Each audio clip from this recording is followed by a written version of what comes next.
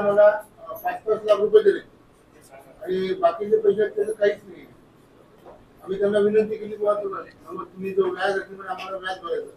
45 कोटी त्यांनी व्याज भरलं वाटते आणि काहीतरी असं पैसे 55 किंवा 45 कोटी राहिलेले आहेत. आमचं म्हणणं असं होतं किंवा यातले पैसे आम्हाला द्या ते आम्ही कारण बँकेची खूप मोठी प्रॉपर्टीज आहे त्यांची आणि ते शहरामध्येच आहे तर ते खूप लवकर विकता येईल आणि सगळे डायरेक्टर जे पतसंस्थेचे आहेत ते डायरेक्टर बँकेमध्ये आहेत तर ते पैसे जास्त आला तर ते बँकेच्या ठेवीदारांनाही मिळेल आणि पतसंस्थेच्या ठेवीदारांना मिळेल. हो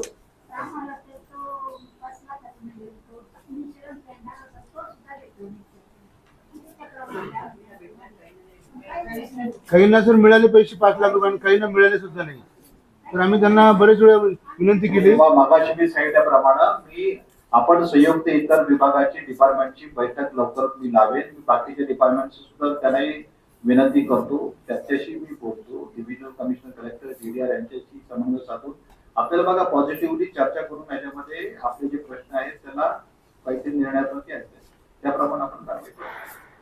तर फक्त एक विनंती आहे की जसं हे बाईने सांगितले मावशीने नियमाप्रमाणे कॉर्पोरेटिव्ह बँक मध्ये बँक जेव्हा बोलते तर 3 महिन्यामध्ये ते इन्शुरन्सचे जे 5 लाख रुपये ते RBIचे गाईडलाईन्स आहेत ते 5 लाख रुपये सर्व ठेवीदारांना मिळायला पाहिजे.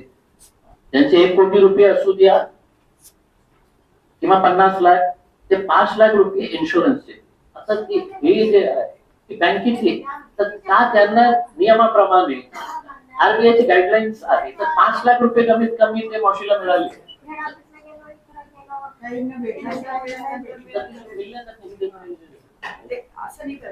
त्यांच्याकडे सर पैसे आहेत बरं का पण त्यांची द्यायची इच्छा नाहीये. आम्ही प्रशासनाला विनंती केली की बाबा आम्हाला पैसे आमचे वापस द्या पण त्यांनी म्हणायचं आम्हाला बँकेत जेव्हा सांगेल तेव्हा आम्ही देऊ म्हणून.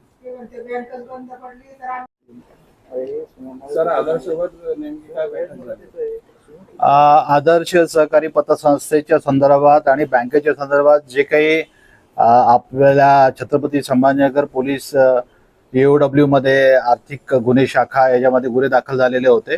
त्याच्यामध्ये ठेवीदार आणि त्याचबरोबर ती माजी खासदार श्री इम्तियाज जलीलजी यांचं एक शिष्टमंडळ आमच्याकडे कार्यालयामध्ये भेटण्याकरता आलेलं होतं. त्यांच्या काही अडीअडचणी होत्या, त्यांचे काही प्रश्न होते, त्याच्याबद्दल सविस्तर त्यांची चर्चा झाली. त्यांचे जे काही भावना होता त्यांनी सविस्तरप्रमाणे या आमच्याकडे व्यक्त केलेल्या आहेत. त्याच्यामध्ये पोलिसांनी जी काही कारवाई केलेली त्याच्याबद्दल त्यांचं समाधान आहे. ठेवीदारांचे पैसे परत मिळण्याबाबत त्यांच्या ज्या काही अडचणी आहेत आणि जे काही मिळालेले नाहीत त्याबद्दलचे प्रश्न होते त्याच्याबद्दल सविस्तर आमची चर्चा झाली. या बाबतीमध्ये निश्चितच पोलीस प्रशासनाकडून येणाऱ्या दिवसामध्ये इतर जे विभाग आहेत त्यांच्याशी कोऑर्डिनेशन करण्यात येईल आणि एक संयुक्तिक बैठक त्यांच्याकडून आमच्याकडून आयोजित करण्याचं आम्ही नियोजित केलेलं आहे जेणेकरून या ठेवीदारांना त्यांच्या ठेवीच्या संदर्भात आणि पैसे परत मिळण्याच्या बाबतीमध्ये जे काही प्रशासकीय लेवलवरती कारवाई करणे गरजेचं आहे ते आमच्याकडून केलं जाईल. विद्यार्थी आंदोलन करणार होते म्हणजे प्रतिष्ठित ताफा अडवणार होते नाही, त्यांनी माननीय मुख्यमंत्री महोदयांची वेळ मागितलेली आहे आणि मुख्यमंत्री महोदयांची वेळ त्यांना निवेदन देण्याकरता आम्ही मिळवून देणार आहोत.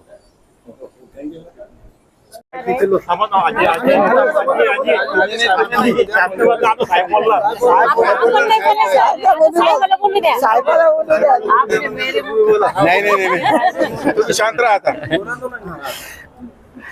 देखिए कल महाराष्ट्र के मुख्यमंत्री एकनाथ शिंदे साहब लाडली बहन योजना के तहत सिल्लोड में एक बहुत भव्य कार्यक्रम रखा गया है। लाखों की संख्या के अंदर उनकी लाडली बहनें वहाँ पे जमा होने वाली है और उन्हें किस तरीके से फुकट में 1,500 रुपये देने वाले हैं, ये कार्यक्रम वहाँ पे सजाया गया है। तो अगर ये वो लाडली बहनों को अगर आप मानते हैं तो ये जो महिलाएं हैं क्या ये लाडली आपकी बहनें नहीं है? जिनका पैसा लोगों ने खा गए हैं, आपके डिपार्टमेंट ने खा गया है, सरकार ने खा गया है, वो आपके लाडले भाई नहीं है। उसमें इनमें और उनमें फ़र्क ये है कि आप वहाँ पे जो पैसा दे रहे हैं वो फुकट में पैसा नहीं दे रहे हैं।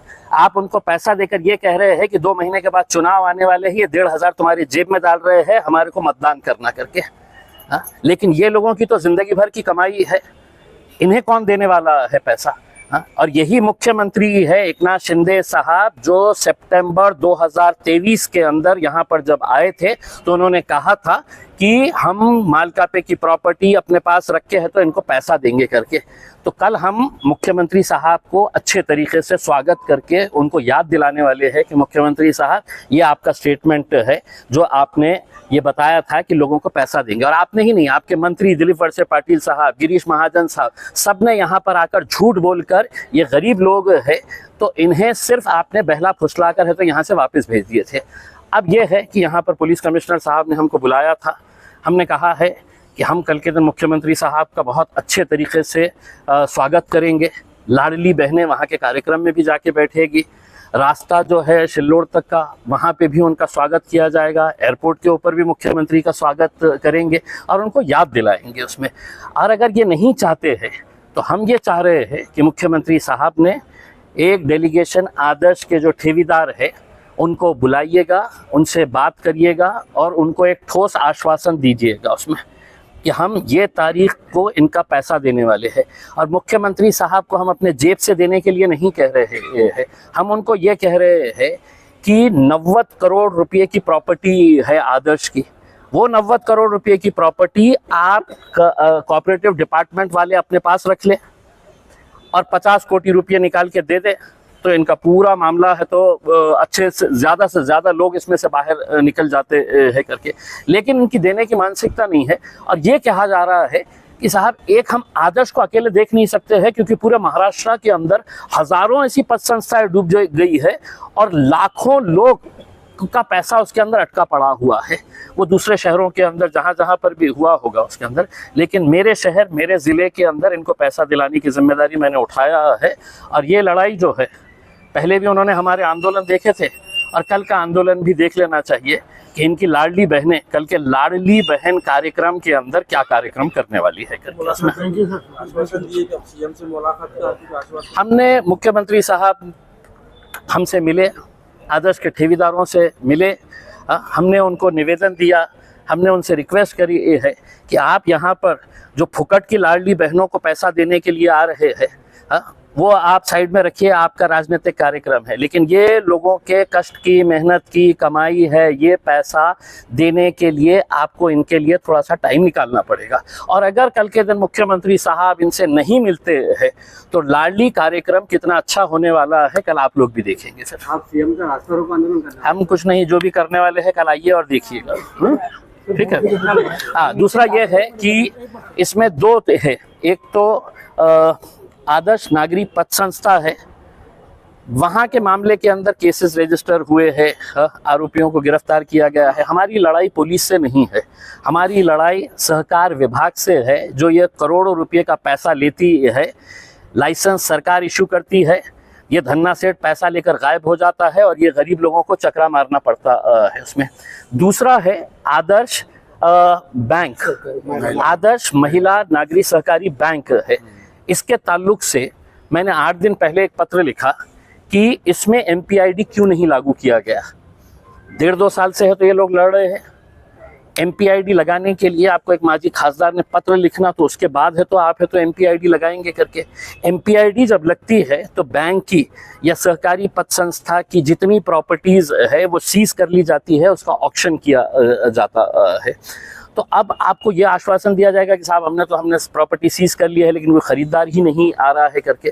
तो अगर नहीं आ रहा है तो तुम्हारे पास सिर्फ लाडली बहन योजना के ऊपर जो सिर्फ कुछ नहीं है, लीगल तरीके का एक भ्रष्टाचार है कि 1,500 हर महिला के जेब में डाला जाएगा, क्योंकि मध्य प्रदेश के अंदर भाजपा की सरकार ऐसे ही चुन के आई कि लाडली बहन बोल के, तो उसके ऊपर 46,000 करोड़ रुपये, 46,000 करोड़ रुपया हर साल खर्च होने वाला है उसमें। इनके पैसे कुछ 100 करोड़ रुपये भी अगर आ गए तो इनका पूरा मामला हो जाता है। लेकिन आपको ऐसा लगता है कि वहाँ से आपको मतदान मिलने वाला है। ये लोग तो गरीब है, ये जिए मरे, अभी तक 35-40 लोग मर चुके हैं इसमें। ये जो हमारी बहन है, इसकी बच्ची शादी के लिए आ गई है, कहाँ से करेगी शादी? ज़िंदगी भर है तो क्या करते थे आप? मैं केयर टेकर का काम करती हूँ। केयर टेकर का काम करके जिंदगी भर पैसा जमा करी कि मेरे को बच्ची की शादी करने का है करके। हाँ, शिंदे काकू के पति है तो कुछ महीने पहले जा चुके हैं इस दुनिया से। हाँ, ऐसे कितने हम ऐसे केसेस बताए उसमें। हाँ, तो क्या आप सिर्फ अपनी राजनीति करने के लिए आएंगे यहाँ पर और ये लोगों को ऐसे ही मरने के लिए छोड़, और अगर मरना ही है हाँ, तो फिर कल आपको है तो पूरा अच्छे तरीके से आपका स्वागत जंगी तरीके से किया जाएगा। बोलिए। हमारे साथ है इसलिए हम लड़ रहे हैं। हम अकेले कैसे करेंगे, क्या करेंगे? ये सब लेडीज हमारे आदर्श के ये है और उनका कितना दुख है वो हमको अभी जाना। अभी सबके साथ हमने उसका ये सब जो बोला है तो हमारा हृदय भी ऐसा हो गया कि कैसे करते, उनको क्या पता। वो तो अपने अपने बस आते जाते उसको करोड़ों रुपए खर्चा हो जाते हैं उनके आने जाने से, और इनका क्या है? हमारा हमको तो ऐसा कैसे, तो हमें पूंजी जमा करके हमने उसको ये करा। कितने पैसे थे? हमारे ऐसा हमको बोलने के भी शर्म आती कि भाई सबको मालूम पड़ा तो बोलते कि कैसे रहे, हम खेती बीती बिक के उनको इधर डाले कि बाद में कभी ऊपर आएगा तो उनको निकालेंगे। तो इसलिए हमने, और कैसा तो गुजारा चल रहा है अभी। आता पुढे काय करणार, पुढे काय करणार आम्हाला साहेबांनी थोडासा आमच्या सगळ्यांचा ह्या महिला मंडळ काय जे आहे आणि आम्ही त्यांचं म्हणजे नावच बँकेचं महिला आदर्श आणि मान कापे यांनी काय केलं की सगळ्यांच्या स्वतःच तर मान हे केले, आमच्या मानाक आपल्या आदर्शाचा काय आदर्श दाखवून दिला हे पण आम्ही आता सर्वांना करून चुकलं। पण हे आम्हाला काही आमच्या नातेवाईकांना बोलता येत नाही, पण आम्ही हे कशा प्रकारे हे सहन करतो हे आमचं आम्हालाच माहिती आहे। आणि रिटायर झाल्यानंतर मिळालेली जी मला पेन्शन आहे मी त्या ठिकाणी जास्त व्याज मिळते म्हणून तिथे जमा केली। विशेष म्हणजे सरकारचं परमिशन असल्यामुळे आम्ही त्या बँकेमध्ये पैसे टाकले, व्याज त्यांनी दिलं आम्हाला। परंतु आमचे इतर जे पैसे आहेत बाकीचे ते आम्हाला त्यांनी जे भ्रष्टाचार केला त्या भ्रष्टाचारामुळे आम्हाला पुढचे पैसे आम्हाला मिळाले नाही, आमचे जे काही बाकी पैसे आहेत ते सुद्धा आम्हाला मिळाले नाही। जर रिझर्व्ह बँकेने त्यांना जर परमिशन दिलं नसतं तर आम्ही त्या बँकेमध्ये पैसे टाकले असते का? नाही टाकले असते। म्हणून आमची अशी विनंती आहे की त्या बँकेमध्ये जवळजवळ 90 कोटी रुपये त्या ठिकाणी जमा होते, त्यातले आम्ही त्यांना प्रशासक जेव्हा नेमला त्यांना आम्ही विचारलं की आम्हाला आमचे पैसे देण्यात यावे, तर ते म्हणत की आम्हाला पहिले बँकेचं व्याज द्यावं लागते। म्हटलं ठीक आहे व्याज तुम्ही द्या, परंतु उरलेले जे काही तुमचे 45 कोटी रुपये आहेत ते म्हणून आम्हाला 55 कोटी रुपये द्यायचे आणि उरलेले जे काही 45 कोटी आहेत ते म्हटलं आम्हाला तुम्ही वापस द्यावे।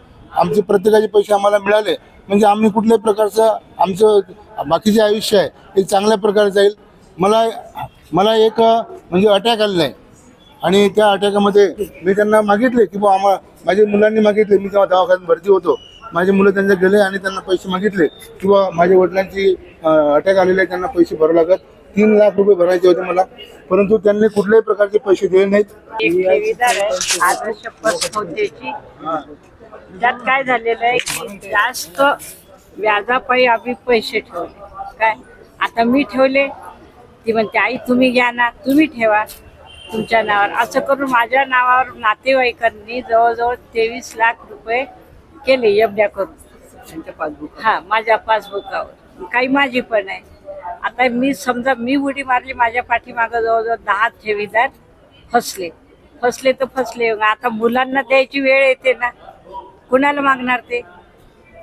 ती आनंदची आई आहे म्हणून आनंदला म्हणणार, आनंदला जर पैसे मागितले, तू एवढे मोठे पैसे बुडून ठेवले तुला कसं देऊ काय? म्हणजे अशा प्रकारचा बारीक बारीक अत्याचार आम्हाला घरातून सहन करावा लागतो। एक तर गुडघ्याचा त्रास, इकडे सगळ्या आजाराचा त्रास, याला पैसे कोण देणार?